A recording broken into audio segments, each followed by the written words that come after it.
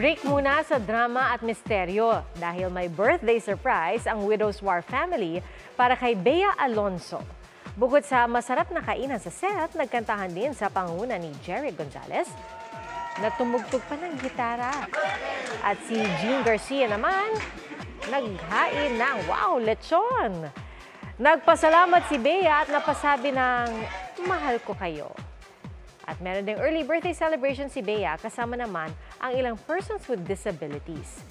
Masaya raw si Bea na nakapaghatid ng saya sa isang komunidad na malapit sa kanyang puso.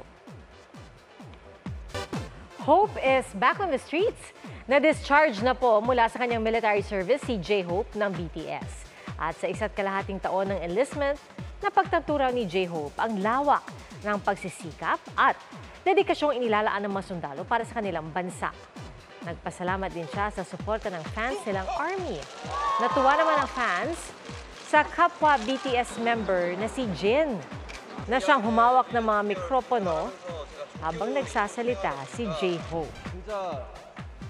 Nagdaos ng sari-saring welcome back, mga J-Hope Project, yung mga fans na ARMY. At pagka-uwi ni J-Hope, agad siyang nag-livestream para magkwento ng kanyang mga karanasan.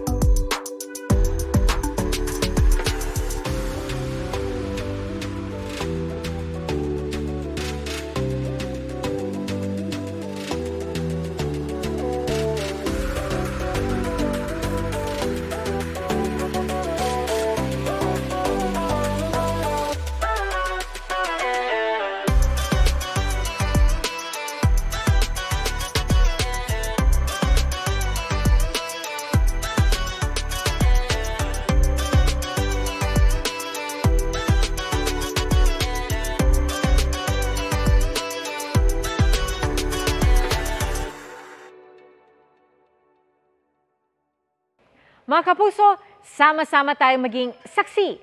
Mag-subscribe sa GMA Integrated News sa YouTube at para sa mga kapuso abroad, samahan niyo kami sa GMA Pinoy TV at sa www.gmanews.tv.